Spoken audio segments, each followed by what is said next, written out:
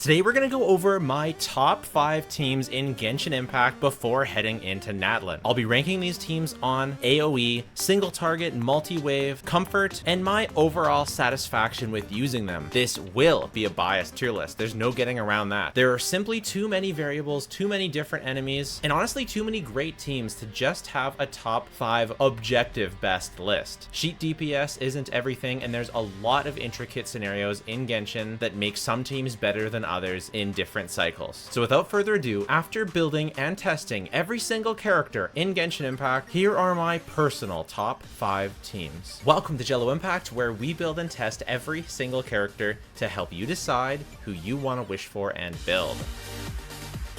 Number 5 is Navia Plunge. What Navia falls potentially short in sheet DPS, she makes up for in very consistent and easy to execute damage. If you're a longtime viewer of the channel, you know that we are mashers at heart here at Jello Impact, and although I do my best to learn all the intricate mechanics of a character's kit, I love it when I can execute a character's combos and best synergies consistently, simply, and easily, and Navia gives me that. She has great single target performance. She has alright AoE performance given the fact that Navia Plunge makes up for her AoE shortcoming quite a decent bit. Although it's obviously not as good as characters with a huge AoE like Novelette or Nilou or grouping like Kazuha, the fact that plunges have such a large AoE and that her skill can hit more than one enemy make her serviceable AoE and a menace in single target. The fact that there's no Viridius and Venera to keep up, no complicated rotations, flexible rotations due to Navia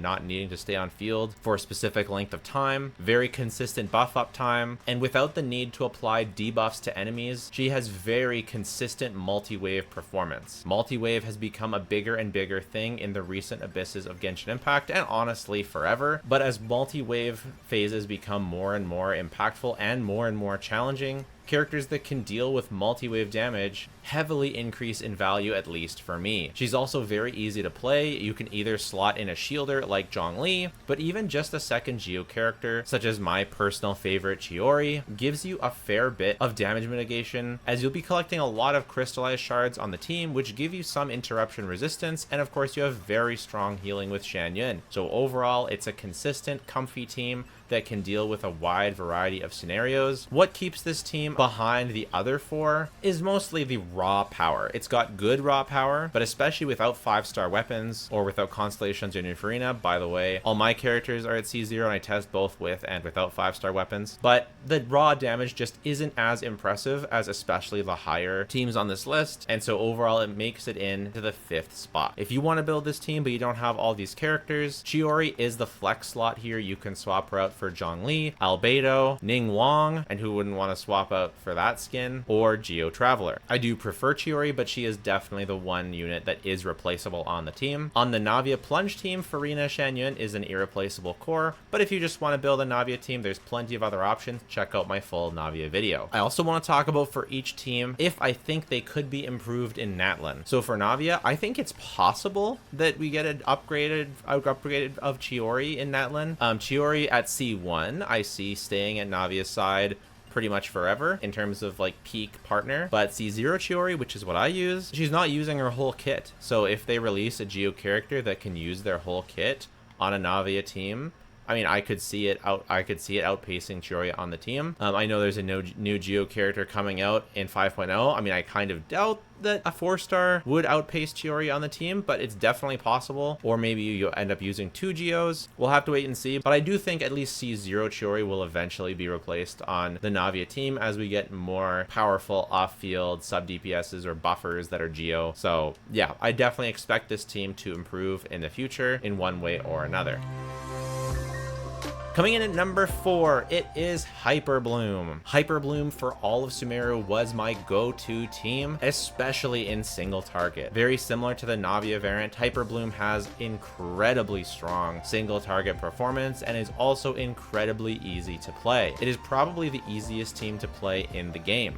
It has excellent single target performance, okay AoE performance. It's not great, but it is serviceable. Nahida's ability to tag multiple enemies with Dendro, and Xingqiu being able to tag enemies with his rain swords gives the team extra blooms in AoE, which you might not have in single target. And the team just basically does a lot of damage, so that especially if there's only 2 targets on the field, you're often just able to burst them down quickly enough. On top of Nahida doing respectable AoE damage. Technically, I do prefer Double Hydro, but Alhaitham is the better team. He himself brings some better AoE performance and an overall more front load to burst down boss phases or to burst down certain waves of enemies. So although I often gravitate towards the Double Hydro Hyper Bloom, Alhaitham Hyper Bloom is technically the one that actually deserves to be in the number 4 spot. Using Yelan allows you to buff Alhaitham's damage, as does Nahida. I just find the Double Hydro one more brain dead to play because it doesn't have any worry about rotations at all. You're basically just using abilities as they come off cooldown and normal attacking on whatever character you're on. Ideally Nahida, but if you end up on Yelan, no big deal. You can also reposition yourself using Yelan's skill in the Abyss Chamber. The team is very good in multi-wave, and using Xingqiu also gives you some extra interruption resistance. So Xingqiu plus Kuki makes this team actually very survivable and very tanky. The main core is Nahida, Electro, and Hydro, so there's an infinite variations of Hyper Bloom, Chlorand Hyper Bloom. It might have the highest ceiling, it might be Alhaitham. It's definitely not Double Hydro, but it ends up being the one that I play the most. Sino's really good, especially in non-multi-wave scenarios. You can also use Raiden instead of Kuki, I suppose, but losing the healing is a pretty big negative for me. If you want some more ideas on how to build Hyper Bloom, check out my Nahida guide, and you can also swap out Xingqiu for Farina even. For Natlan improvements to Hyper Bloom, I could absolutely see it. It seems like we're going to focus first on burning with the release of Emily, so I'm guessing that Dendro characters coming out will focus on burning first, because we technically already have Alhaitham, who's perfectly good for Hyper Bloom. We just got Chlorand. That was also technically an upgrade for Hyper Bloom. So it's unlikely that we'll see a direct upgrade early on, but there's definitely a possibility of a dedicated Hyper Bloom character at some point in the future, whether that's a 5-star Electro character that's basically a 5-star version of Kuki that does even more, or an on-fielder, or a Hydro character somehow, or another Dendro character. I could definitely see Hyper Bloom improving in the future, but I think that both the Alhaitham and the Chlorand and the Double Hydro variants are very, very impressive already. Number 3, if we talk peak performance, Arlecchino is the number 1 team on this list, and this is both based on what I know of numbers as well as my personal clears. Arlecchino Vape is nutty. Bennett Yelan Kazuha is my go-to core. However, in some AoE scenarios, Xingqiu can be used instead of Yelan, both for a little of interruption resistance, but also some extra Hydro application to vape multiple enemies all at once. And in single target, replacing Kazuha for Sucrose has netted me more damage, as she gives both an EM buff as well as a Thrilling Tales buff to Arlecchino. My go-to is Yelan and Kazuha just as like a generalist thing. And if you're really feeling like you just want a consistent clear, you can do Zhongli. But if you do Zhongli, it definitely is a damage loss, but it's still very, very, very, very, very strong. I really like the type of difficulty that Arlecchino is as a character. She's not mechanically difficult. This is the only mechanically intensive swirl team. Double swirl used to be like a main mechanic, and I'm just tired of it. I'm tired of trying to apply the right element on the right team, on the right enemy, and get the perfect double swirl, especially since there's no visual indicator as to whether or not you actually got the double swirl. So for a long time I wasn't playing it very often. I wasn't playing Hu Tao VV Vape, I wasn't playing yoimiya VV Vape, but Arlecchino reignited my love for VV Vape because of how strong it is. She doesn't have interruption resistance, so definitely unless you play Zhongli, in which case again the damage is lower, she is susceptible to being knocked around, and if that turns you off from playing this team, so be it. But when you can get it to all come together, man, is it satisfying to just see the enemy's health bar melt. So she's good in single target, she's solid in AoE. She doesn't have as big of AoE as it originally kind of first appears. Like, it is big, but it's like right around her, it isn't like in front of her very much. So you kind of have to really position yourself in the right way, and it's not as easy to get all the hits on all the enemies. Of course, you have Kazuha on the team to help with that. So overall, her AoE performance is still good. It definitely still beats Hu Tao or other characters like that.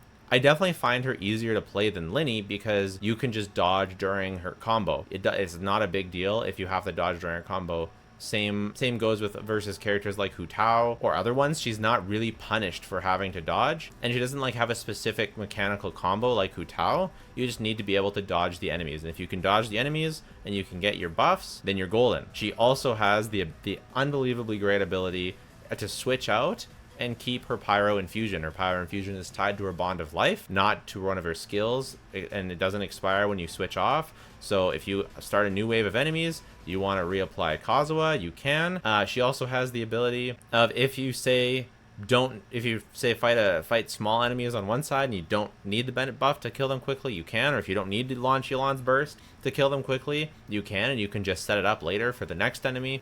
Like, you can be playful with your rotations, and I love characters like that. So, single target, insane, best on this list. AoE, good. Multi-wave, great. Comfort is where it kind of falls off. Still not awful, but it's definitely the least comfortable team on this list. There's other options you can do with Arlecchino that are comfortable. If you want to see those, check out my other video. Do I think that Arlecchino will be buffed in Natlan? Yes. I think that Bennett will get a replacement in Natlan, and I think that that will buff Arlecchino. So get ready for that. I don't know what it's going to look like, but I do think either Bennett and or Xiangling will buff. Will it still be VV Vape that's Arlecchino's best team? I don't know. Arlecchino's other great teams as well. We're just specifically zeroing in on VV Vape. That's the other thing. I'm not including on this list small variations of the character. Like, I'm not going to include all the 5 different variations of Arlecchino as the top 5 teams. Each character gets 1 team. That is my number 3.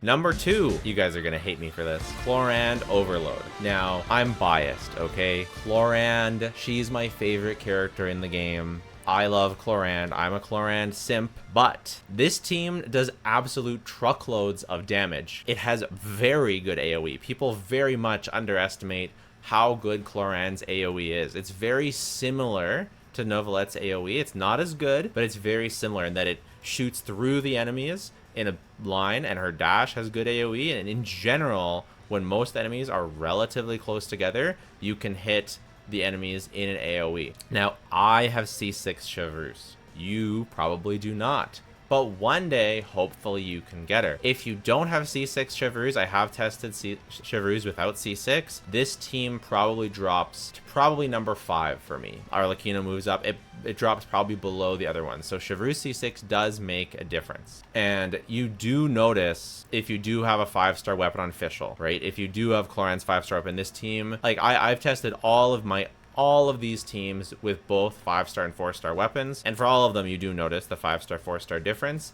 This team, you definitely do notice it. Chlorand's signature is very big for her. If you have Mist Splitter, that's good too. Fischl definitely wants a 5-star weapon. Ideally, she's doing a lot of damage on this team. The base attack really matters.